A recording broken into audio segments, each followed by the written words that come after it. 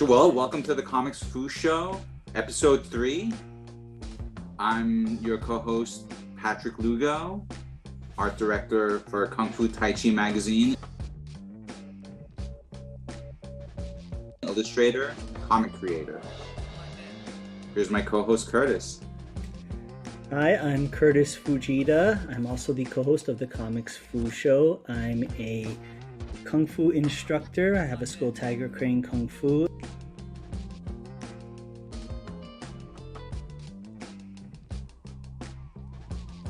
And I also am a comic book creator. I'm creating my comic book called Shadow Ghost. It's the Kung Fu comic by a Kung Fu master. And I'm also the creative director at Silverline Comics. So welcome everybody. And we have a very exciting special show tonight. What we have is the creative team behind the Shadow Ghost inspired music video, Drunken Tiger, by independent recording artist Capitan Wallace with Alan Yip.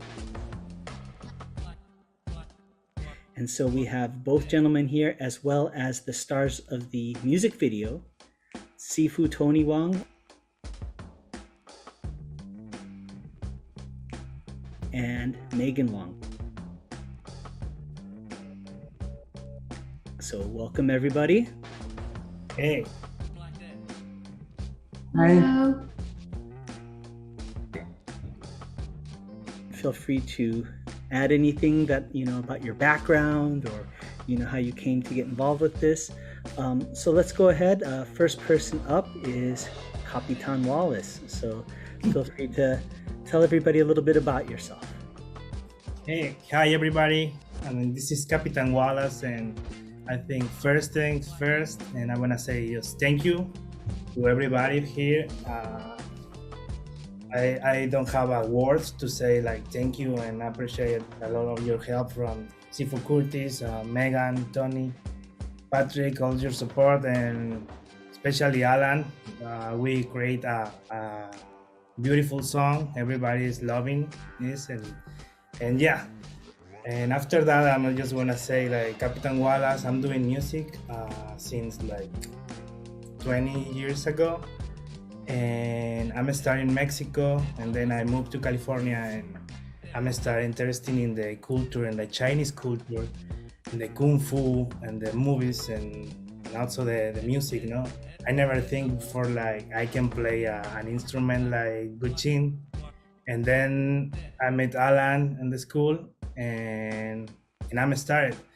And then I'm started to mix with my guitars, with my pop music, and after 3 or 4 years, I think, studying with Alan is a great master, and I create a song. It's Drunken Tiger, inspired by my Kung Fu, by Sifu Wong, by Sifu Kurtis. And then we start talking. I met Sifu Kurtis on internet, and just we've been working a lot in this project, and we met Megan, Tony, and we got a nice, really nice video for this song. And I just want to say, like, I'm so excited with this song, and a lot of people is asking me, like, hey, how looks the video and how it's gonna be and everything. I'm like, it's like Kung Fu movies, like with a background music, like a real Chinese instruments. It's like a real vibe, California vibe too. And I think that's the best thing, like all the team together here, and we are creating something, and it's about Sifu Wong, it's about Kung Fu, it's about music, and yeah, like I say, I don't have too many words. It's Capitan Wallace, it's just music, and I hope you enjoy the video like I'm enjoying right now. Definitely. And so, you'll hear that name YC Wong come up, and it's actually because a fair amount of us here on tonight's program all are connected or students or grand students of the famous Kung Fu master, Grandmaster YC Wong.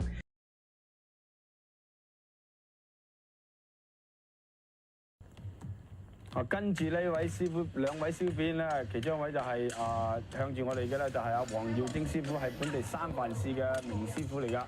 佢個對手咧就係阿 Tony 咧，就係上一屆咧就係全場總冠軍嚟噶。咁咧就名師出高去睇佢兩位師傅咧左右開弓咁對打啦。大家睇佢而家空手對雙刀啦已經。哇！黃師傅60幾歲，啲手腳幾快啊，不輸俾年輕人啊，真係一流一。Alan, you could share with us a little bit about your background and in music, and how you came to study it and practice and teach. Yeah, sure thing.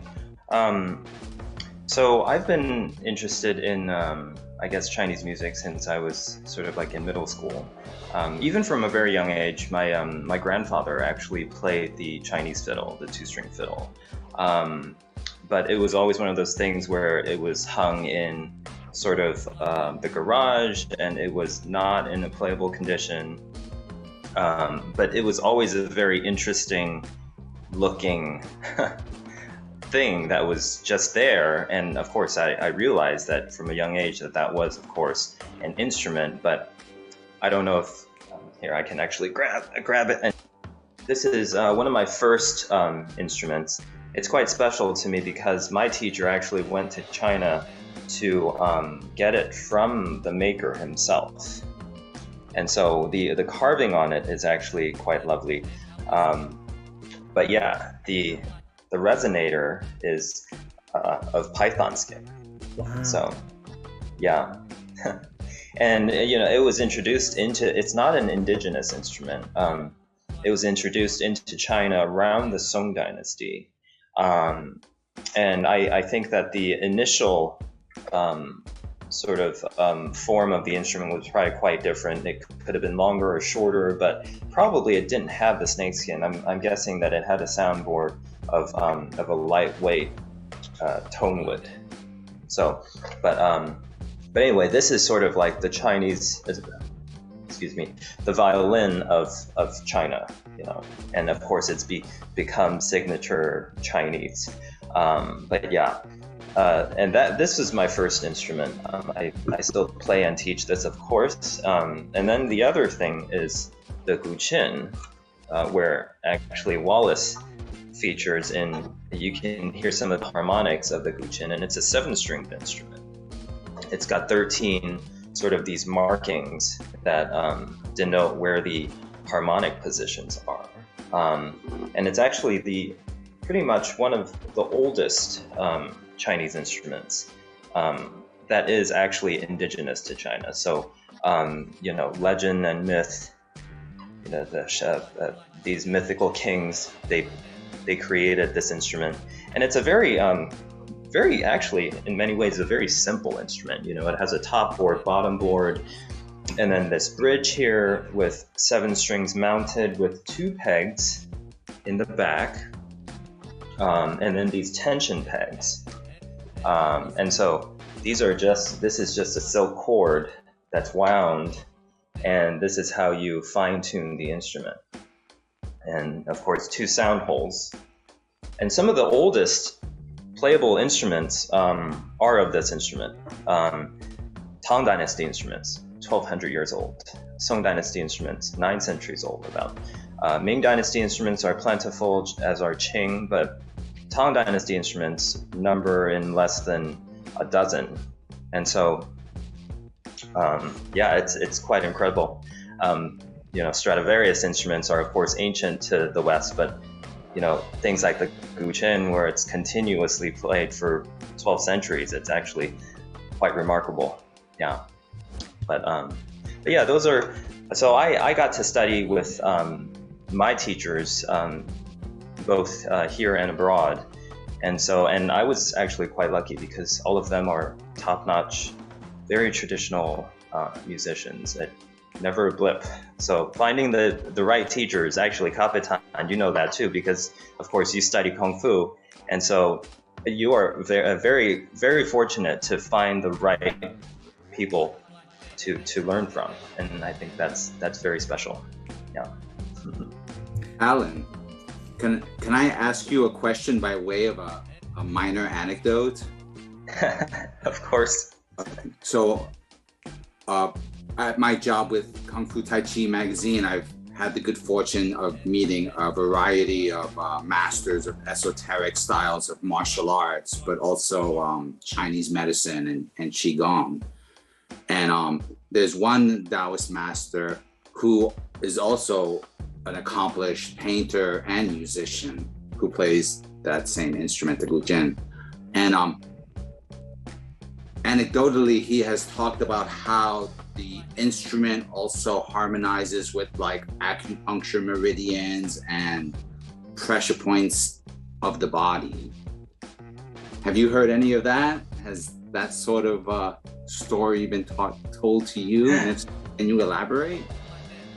Yeah, I mean, Chinese music, it's at its root, it's all connected with, especially of course for a Taoist practitioner, you know, it's all connected to energy channels, you know, not to mysticize anything, but you know, the guzheng. So what you speak of, the guzheng is also a similar instrument, but each string actually has a bridge. And so for the guzheng, there are no bridges. This is just left-hand sliding.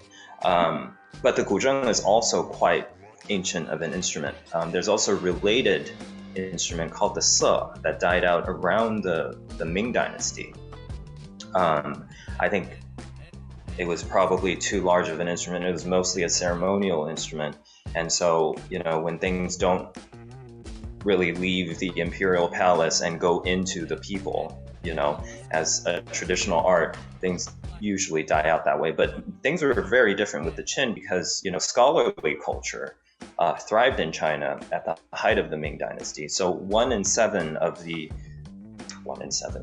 of 10 of the educated class played the guzheng. And so the guzheng is actually one of the 4 arts of the scholar. So qin, qi, shu, hua. Qin would be the guzheng, this instrument. Qi is the Chinese game of Go, and then shu is literature, hua is painting. And so those were the 4 arts. If you're, of course, a learned, educated person, you know, of course, that is going to go for the imperial examinations, you know, you would do all of those. And of course, you know, martial arts would very likely be one of those. But of course, I think during the Qing Dynasty, I think there was, it was the fall of the scholarly class. And so a lot of the traditional arts, you know, I'm sorry, but if you're struggling to put food on the table, right? All of these things fall, you know, that's when culture really goes down. And so I think, unfortunately, that's why we had 100 years of how China was, right? But yeah, traditionally, Chinese medicine, music, arts, everything came together. Everything is for, you know, the energy flow of the body, you know, cultivating the mind and the spirit. That's fascinating. And you know, I think one thing that I find interesting is the majority, so the people involved in this music video, myself included. If I'm correct, Alan and Wallace, there's a connection with the music shop next to the Kung Fu studio, across the street from the Kung Fu studio. Isn't that? It's Clarion Music. Is that correct? Yeah, exactly. Yeah, that's right. Mm-hmm. Yeah, I think that's where, Wallace, that's where you found me, right? At Clarion, right? Yeah, the first. Yeah, so Clarion used to be, sorry to talk over you, but Clarion used to be a music, for the most part, a musical instrument shop featuring, you know, instruments from all over the world. And then just recently, Clara took over the business as well, but she made it more into a lesson, performance space, theater space. And that's where I used to teach there twice, 2 days out of the week. And so that's where I think Wallace found me, out of all places, which is just right across from the studio. And of course, the studio we're speaking of is the YC Wong Kung Fu studio. And you know, Alan was stressing the importance, or the challenge of finding an authentic teacher, right? And these arts, you know, these traditional arts are highly evolved, and very advanced, whether it's in the martial arts or music or in painting or things like that. But finding a qualified person is very challenging. I just find it fascinating that it's all of us. We're in this kind of couple, like a block radius, and we're connected in that sense. And so in that sense, I wanted to turn it over to Tony and Megan. Tony I call Si Hing, which is big brother. He's my big kung fu brother. Helped me out more times than I can imagine, and probably more than I want to say. but Tony's always been a really great kung fu brother for me, and Megan's his daughter and also his student. So I don't know if maybe we could have both of you kind of maybe we'll start with Tony and then we'll go to Megan. You can kind of talk about how you came to study kung fu and your background and all of that. So please feel free. So back in 1967, I was taking karate with my brothers on Kearney Street. It was the location was in infamous International Hotel, which is now like I guess they built a private school there now. But prior to that, we took lessons in the basement. We had to vacate that because they evicted all the people out of the International Hotel. And so my uncles were taking kung fu from YC Wong, and my grandfather says, well, why don't you go and learn from him? So my grandfather brought us over there and gave us introductions. And so I started around 9.5 years old. And so it's been that long, over 5 decades. I'm a practicing architect for a small firm for the last 35 years with the same firm. But the bigger thing is I'm a comic book nerd. I've been collecting comic books just as long as I've been taking kung fu. That's great, and I always find it funny, like the more I like comic books, the more I like kung fu, because it's like I'm trying to amass my superpowers, right? So that's exactly how I was when I was a kid. I wanted to be a superhero. You are Tony. Yeah. To quite a few of us here, you are. So you accomplished that. So Megan, obviously, kung fu was in the family, and just if I can mention, as a student at the studio, and I'm sure Wallace can agree, so that there's YC Wong, but of course Wong is a fairly common name in Chinese, and so then there's Tony's family, right? And we always call them, even though there's Lester, who's the uncle, we always call them the Wong brothers, or the Wong family, and I can say from the outside looking in, they were always like the pinnacle of what we were trying to achieve and who we looked up to, and they always helped us out. So for Megan coming into this, I'd be very curious to hear Megan's story, because it's not always easy to kind of come into something like that and then to be interested in it. So maybe Megan, maybe you can tell us a little bit about your background. Yeah, so growing up, I didn't know my dad was good at kung fu, and I didn't really care. I just showed up to some of his performances, and it wasn't a big deal to me. When I turned 10, he made me start learning, and I did not like that because it took my weekends out for me. Originally, I started learning at the studio, the YC Wong studio. And then my dad, around the time I was 10, so I started learning a little bit before I was 10, like dabbling, going down to the studio. And then by the time I turned 10, my dad opened up his own school called Wong Ga Hong Kun. And we've been practicing at McLaren Park in San Francisco. So basically, like, I just didn't care about Kung Fu until I turned 18.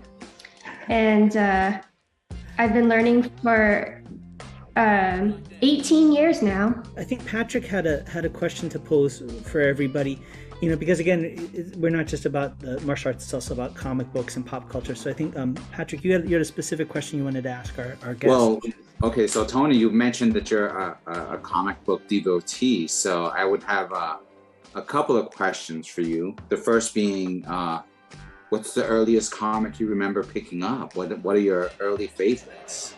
The comics when I was picking up were 12 cents. Excellent. So it was Steve Ditko, it was Jack Kirby's work in Marvel, but it was mainly Marvel, because Marvel to me I could identify with more. I'm gonna ask you my second question, but that's more tapping into your expertise as a kung fu instructor. So which Marvel superhero? This could extend to DC as well. We're not prejudiced in any way. So which of them would benefit the most from Hung Gar training? Or which of these characters really, would be best, that you would make the most out of that kind of training? Well, my obvious answer would be Shang-Chi. And when that comic book first came out, I loved it because Paul Lacey drew it, but it was drawn. He didn't know martial arts. The artist didn't know martial arts.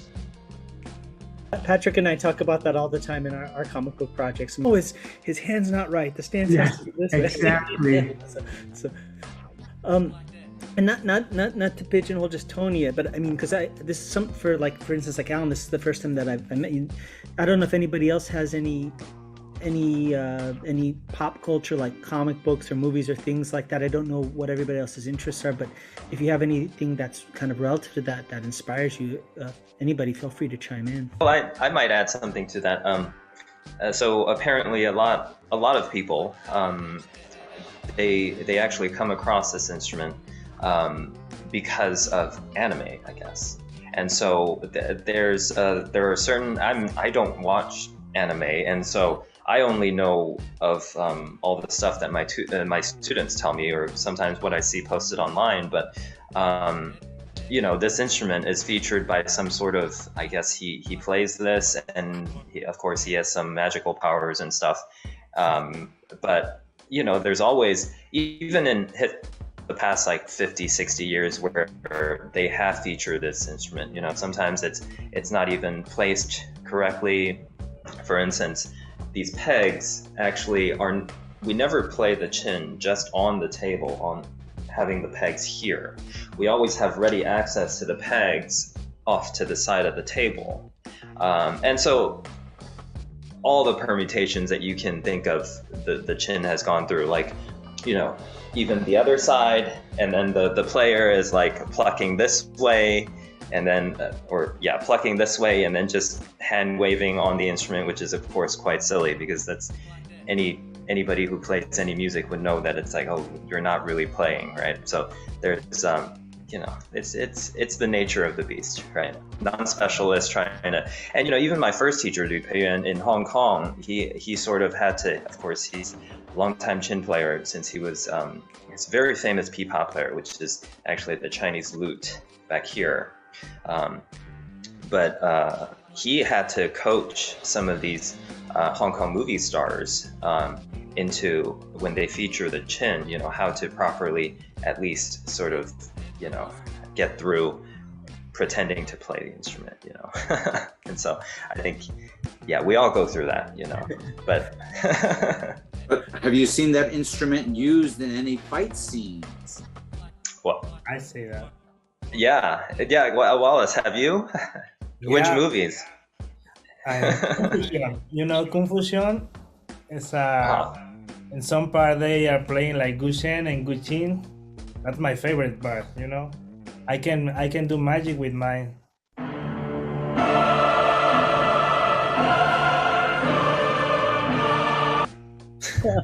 Well, Wallace, don't be shy. We're on Zoom. It's a live feed. Go ahead, and we want to see the magic. Go ahead. No. I'm from my master, man. Well, it's funny you say that. It's I have a friend that he likes shooting and guns, and he says it's funny in movies when they move the gun, they always put the sound effect of this kind of clanking noise, right? Like things are shifting. And he goes, that's not how a gun works. A gun doesn't make noise when you're moving it around. It's silent. But it's just something that works better for film, right? Yeah. Well, good. Very good. Well, so before we're going to watch the music video, but before we do, I was kind of just curious, unless, Patrick, did you have another question in particular? Or no, I think I was I'm looking forward to hearing some stories about the production of this video that we're all excited. Yeah, so maybe we'll start talking about the song, how the song came to be, because that definitely, of course, came first, and then we can talk about the music video that was shot. So maybe Wallace and Alan, if you can kind of just explain to us a little bit about the process or how the song came about. Yes, sure. I always trying to mix my guitar and my guitars, but never happened before, And I was trying hard, and I was like, no, I think doesn't match. But then recently, when I'm start this project, my new project, like Capitan Wallace, I'm start listening new things, and just came up. The song just came up, and I tell Alan like, hey Alan, I have a song, and he was, you wanna record something like Erhu? And Alan was like, yes, but what song or what's about? And I was like, it's a chin song. And he's my teacher. I mean, I was like kind of nervous if he liked it. And I sent to him, and he said like, wow, I like it. And then just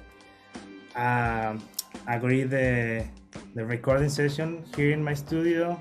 Alan just came, and I can say he just improved in this song over the song. He was just like taking like really easy way, and I mean he looks like it's easy, but it's not, And then when I see the results, I was thinking the first thing is like, this is like a kung fu movie or kung fu something. And then when we talk together with Kurtis, and he say like, hey, Megan and Tony can be there, and I was like, no, I'm dreaming now, because I always see Megan and Tony and at the studio, and I always check it out, the videos of Kung Fu, Megan, and I was showing my wife like, she's Megan and she's doing really well, and all the family, and yeah, this is like a kind of a dream for me. And yeah, Alan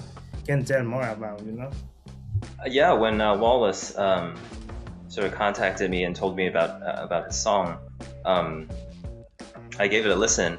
But then, he was just showing me, of course, the sort of the whole album and his process, and I'm pretty sure this was sort of in the middle of course, we're still in a pandemic mode, but more so, like avoiding most crowds and people and whatnot. But yeah, I heard a song, and I actually it was just I was just playing over it for a little bit, and then the next thing you know, he sends me the sort of the non-final version, but pretty close to the final version. And I was like, oh, that's amazing! Like, I didn't know I played that. But yeah, it's all a process, coming together and seeing, and I don't think I can duplicate that, honestly. Sometimes you just play something and it just comes out that way, and then I was, I think at that time, happy enough with the result, and I said, oh, I think that'll be interesting. So maybe, hopefully, that's something for you to that you can work with. Basically, was what I was thinking. But yeah, I was very impressed by the results, to say the least. Definitely, it's an amazing song. It's so cool to see something that's has a classical root but has a contemporary feel, but it doesn't muddy the waters. I think that's something that sometimes happens. And I can speak for doing kung fu in the modern age. It's hard to take something that is that I care about so deeply and make it something that other people can appreciate in a broader scope. And I think both of you just did it so successfully. It's a lovely song. I really like it. Thanks. Yeah. Yeah, it's so my background, my art background is actually my teacher is Huangba, and Huangba is a Cantonese musician. So his specialty is Cantonese music, and I find it actually quite special because this collaboration, it's of course serendipitous that Wallace found me to learn Chin from. But for the Erhu part, I cannot think of too many people around the vicinity that could sort of bring the Cantonese flavor to the music. So of course, Hongguo is Cantonese, right? So I think it's quite special for all of these elements to come together. And my Erhu flavor is pretty much in the sort of I'm Cantonese myself, so the flavor of my Erhu is actually centered around Cantonese music and not so much just a regular sort of a solo Chinese Erhu type of music. Yeah, so not more of a generalist, more of a regional Cantonese flavor. So I think that's actually very special. Yeah.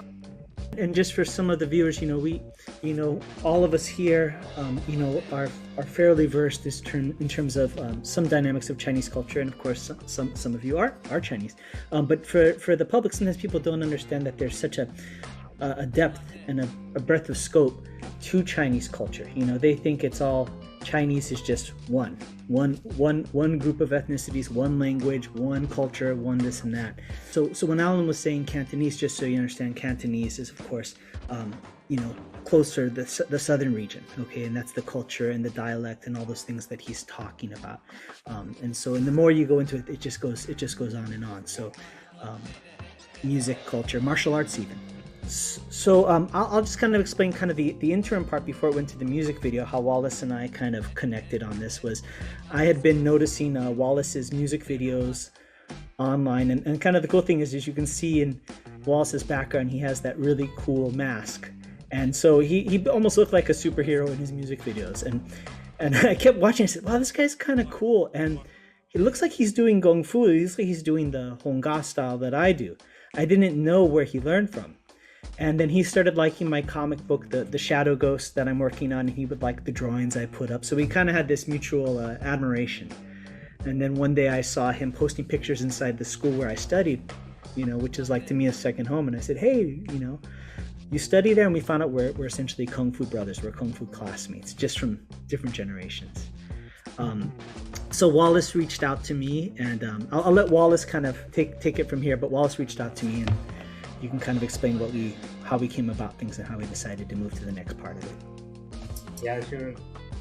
Just came one idea, and I was like, "Hey, Curtis, let's make a live your Shadow Ghost. I got a song, a special song." And that time I already had the song, and he was like, "Okay, I'm interested. I'm down." And I was like, "I'm down." And since that day, we start connect and texting and getting calls together and getting the plan all together. And yeah, he said like, let's talk with Tony, let's say Megan, and then we met Patrick too, Lugo Arts, Silverline, and then we're here now. Definitely. And so kind of the cool thing is I based the Shadow Ghost comic book, of course, a lot of it from my experience in Kung Fu. And even the look of the main school is based on the YC Wong Kung Fu studio. So we were able to call in some big favors from Tony and Megan to portray two of the characters. Tony portrays the Shadow Ghost character, and Megan portrays the character. And you kind of laugh when you hear the name, but the name is Bobby Jo Lo, and she's a Chinese but from the South, and as somebody of mixed Asian and American heritage, I just think there's something very unique about the Asian American experience. We kind of define it as we go, so that character represents that, and so we were able to film in the YC Wong Kung Fu studio and in Chinatown. But maybe Tony and Megan can kind of describe a little bit of the process, because the comic book the first issue isn't even done yet. They just got maybe 8 pages of what the comic book looked like, and as funny as it sounds, you guys nailed the characters. So when I was watching the video, I was kind of laughing because you guys really got into it. But maybe you can talk a little bit about the process on your end and how, any stories about the process. Well, one day I came home from school, and my dad, like out of nowhere with zero context, was like, "Do you want to be in a music video?" and then I was like, what are you talking about? I'm like, I need context. And he's like, Kurtis and Wallace, they're collaborating, and it's based off of Kurtis's comic. And we've known Kurtis for a long time, and we've gone to Comic-Con with him, so we knew that he's been working on this comic for a very long time. So once he said Kurtis's comic, I was like, yeah, I'm down. I'm totally down. Well, that's awesome. Well, I'm going to give a little behind the scenes. So I called your dad, and so you get a kick out of this. I called your dad and said, hey, we have this idea, maybe you and Megan could be in it. And your dad's so cool. He goes, I can't say anything until I talk to Megan. but he goes, but she is going to say yes. But let me talk to her first. Because I'm in graduate school, and so my schedule has been really, really crazy. But yeah, I'm really happy to have been in this and in Chinatown and in the studio. And we actually filmed the video the day after we saw Shang-Chi in theaters, so we were pretty hyped up on Kung Fu. Well, one thing that just sprung to mind is that when we hosted you at the Kung Fu Tai Chi magazine studios, you showed up with a pre-choreographed routine that we were able to record. Mm-hmm. So I get the sense that there were already some ideas percolating in your heads, especially after watching Shang-Chi. Would that be fair to say? Well, the set that you saw, they're part of our curriculum. So we're practicing, 2-man sets, like sword versus spear versus guando. We're practicing these sets on a regular basis, even without any performance, because that's just part of our Kung Fu practice. So whenever we get a call to perform, we just brush it up. We took like 2 weekends to practice together, and then on my own time I practiced my own part.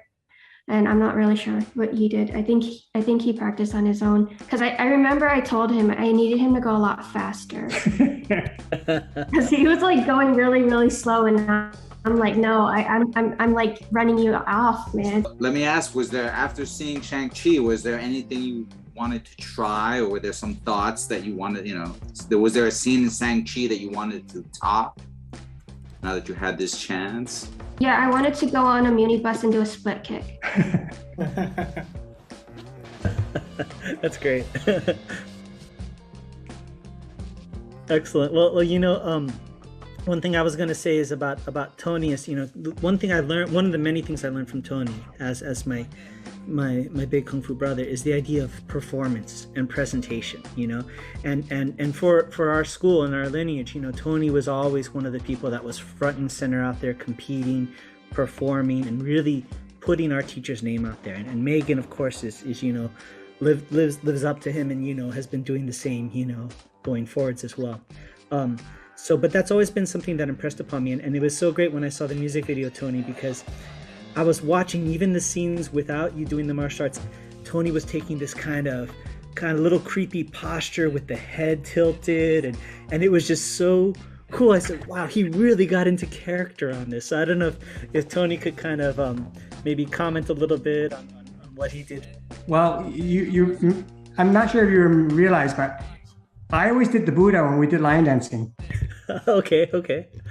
And obviously you can't talk, so it's all about body language.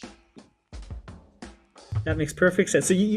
So what you're trying to tell me is you've been preparing for the Shadow Ghost role your whole life, is what? Yeah. Wow. That's deep. That's very deep. Well, you both did just such a great job, and maybe if everybody, I don't know if Patrick, if you think, but maybe we could go ahead and show the video, unless there was any other questions or anything else anybody wanted to add. I can add some. Oh, okay. Yeah. Please, Wallace, go ahead. Yeah. I remember when I see Megan and Tony there, they are really, really feeling the character, you know. I can say that, you know. Megan, it was like, I was like, okay, Megan, we wanna show this part, and she was already know what she's doing, you know. And even Tony, he never take off the mask, and he was like, no, I'm good. I'm like, okay. And yeah, it was so fun there. Oh, that is so cool. That is so cool. I'm just glad you made it me versus my dad. You know, you get a lot of pent up anger that we could just reduce. It's therapeutic, right? Mm-hmm. I want to add that Wallace is a great director. Mm-hmm.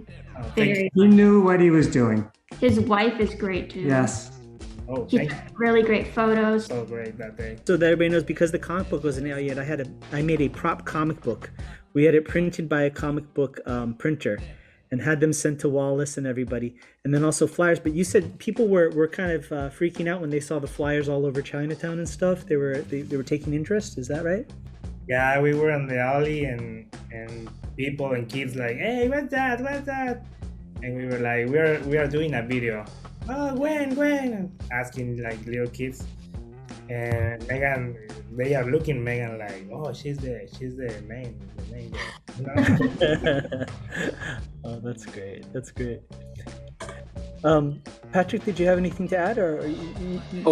While we're talking about that, Megan, do you have any particular roles you'd like to acquire if, say, Disney noticed this video and had a slot for you in the MCU? I want to be in Shang-Chi, and I want to be in Star Wars. I'm putting that out there.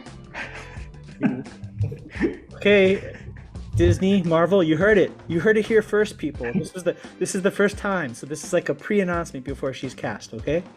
I mean, I don't even mind being an intern. Just let me on set. Would you be willing to take a role as like a villain to up against Shang-Chi at some point? Oh, hell yes. Hell yes. He's way taller than me, but you know what? It's okay. So a chance to cut him down to size, is that what you're saying? Yeah, they need a little, some shorter villains, you know. Excellent. Definitely. So Simu Liu, you've been put on notice, just so that you know.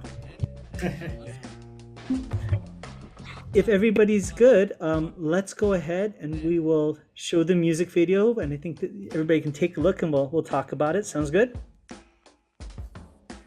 Okay, great. So here is the music video for Drunken Tiger by Capitan Wallace with Alan Yip, and starring Megan Wong and Sifu Tony Wong.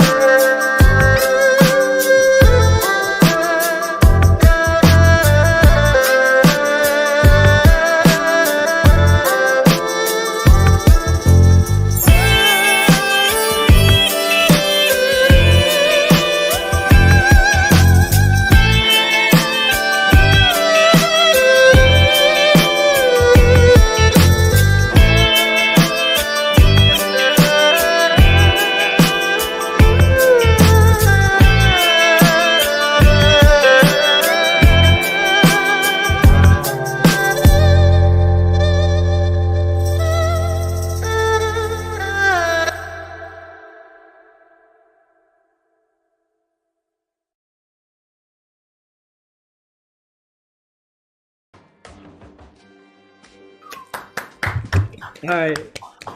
Very good. Awesome. How was that, everybody? How was that seeing it for the first time? Amazing.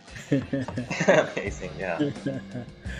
Well, all of you did a phenomenal job, and it's just so cool to see what happens when like talented, passionate people come together for something, right? Yeah, that's awesome. Definitely. Thank you guys. Yeah, thank you, everybody. Fantastic. Congratulations. Well done. Thank you. Thank you. Yeah, I was so happy. I made it like a world premiere at my home. I got my HDMI cord. I plugged it into my laptop. I plugged it into the big screen TV. My wife was maybe a little bit asleep, but I woke her up because I couldn't wait till the morning to watch it. So I woke her up. That's the thing, yeah. Yeah. So, but yeah, it was a great job, everybody. Well, excellent. Well, good. Well, I guess we'll kind of start to get ready to close things out. I don't know if there's any other questions Patrick has, or if anybody has anything they'd like to add or share. I'm just gonna say the last thing because I forgot. And yeah, the music produced is by Dave Schul. Dave Schul is a legend here in Bay Area. He played with Michael Franti and Spirit for 15 years. He played with guys with Santana. He was playing with a lot of the big top guys, and he's behind of all my music. Dave Schul is playing the bass there. He played the drums, all the funk style is there. Dave Schul. Definitely. And I'd like to add up, it's usually people who are creating a comic book have to wait decades, or maybe it doesn't even happen in their lifetime, to see their characters realized in such a vibrant way with such talented people. So I'm like very blessed and very extremely happy with how it turned out, and I just want to thank all of you for you made my dream come true before I fell asleep. So let's put it that way. Thank you guys so much. It's great work. Mine too, guys. Awesome. Definitely. I also want to thank Wallace because I think it takes a certain person to bring everybody together, and so I think that thank you for that, Wallace. Yeah. Definitely. And I think a lot of this too has to do with our those of us that do Kung Fu, our Sifu YC Wong, as far as like Chinese Kung Fu and Chinese culture, it's funny. I'm Japanese, Irish, and English. So what I'm supposed to be interested in, how I'm supposed to act, who knows? Because that's pretty convoluted, I guess. But there's something about traditional Chinese culture that is so sophisticated and fascinating and beautiful, and I think goes beyond borders. And I think everybody here, in one shape or form, has that. Not all of us are Chinese in ethnicity, but we appreciate it and we love it. And it's just, I really think everybody did a great job in bringing those different aspects to the table. So thank you. Yeah. I just want to do a shout out to Sifu YC Wong. It is his 90th birthday. Definitely. Congratulations on another 90 at least. Yes. And I'd like to add to that, if you do, our Sifu is quite a character. And so we are saying 90, but I remember he was 75 for 5 years in a row. Because I'd call him and say happy birthday, and he'd say I'm 75, and then the next year happy birthday, he said I'm 75, and finally I said, Sifu, you were 75 for the last 5 years, and he goes, yeah, I know. So so definitely, but great. Well, we'll go around, and everybody, you can feel free to give any information about any upcoming things you have going on, where people can find you online, things of that nature. We'll do Patrick and myself first, so everybody kind of has a minute to kind of formulate, and then feel free. So Patrick, if you wouldn't mind letting everybody know where they can find you and all your upcoming projects. All right. Well, you can find me. First of all, you can find me online at plugoarts.com. From there, you can also find me on the socials using either @Plugo or @PlugoArts. The one thing I really want to keep people abreast of is my graphic novel, A Tiger's Tale. So you could find out about that project and its various updates at atigerstale.com. Definitely. And Patrick has a really cool newsletter. Usually when you sign up for a newsletter, you get a bunch of stuff that's kind of just not interesting. Patrick always makes sure that you get articles, pieces of artwork. It's like little treats that you get. So make sure to sign up for his newsletter. And for myself, I have kind of two paths. I have my Kung Fu school, which is online now. So we have online classes. So we have students from all over the place.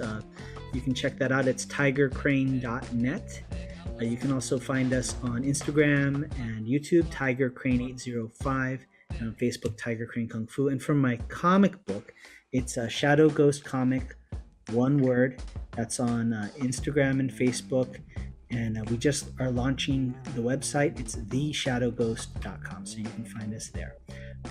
And you can also see me on Silverline's live stream on Sundays on Silverline Comics, okay? So let's go around and let's have Wallace, why don't you go ahead and share where people can find you? You can find me, Capitan Wallace. I'm on Spotify, I'm on Instagram, I'm on Facebook, TikTok. I have my YouTube channel. Don't forget, give me the like, subscribe to my channel, follow me. It's so important. And Alan, if you'd be so kind, is where people can find you online? Yeah, you can find me on my website, alanyip.art. Bit about my background. I don't really have too much of an online presence just because I'm usually just focusing on teaching. But I am working on my teaching manual, actually. So there aren't very many English resources for the Guqin, and so that'll be quite a big project for me. But you can also find me on Instagram at Rites of Antiquity. That is RITSOF Antiquity. Yeah. Sounds great. And when that book comes out, please feel free to let us know. We'd be happy to, go ahead and let everybody know where to find it on the show and things like that. Awesome. Thank you. And you're welcome. And Tony and Megan, where can folks find you online and find Wong Kyun online? Yeah, so we're on Facebook.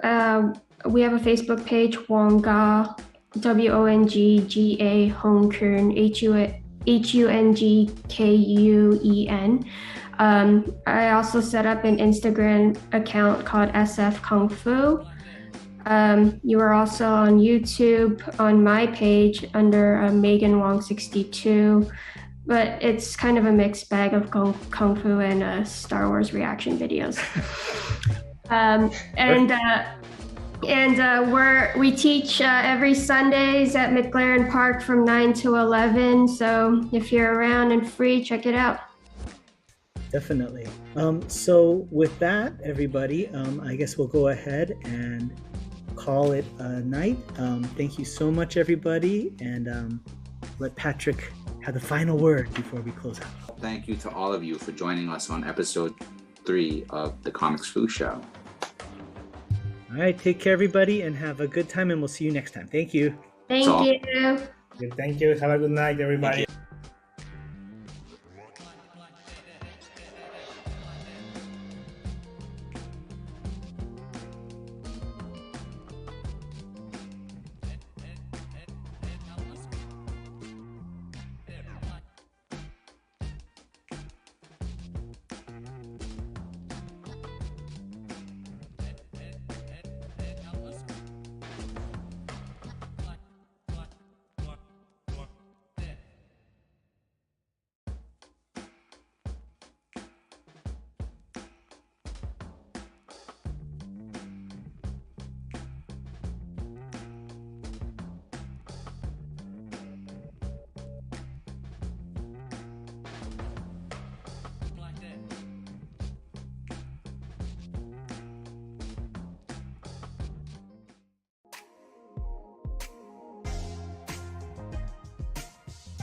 Hello, I'm Sifu Kurtis Fujita with Tiger Crane Kung Fu.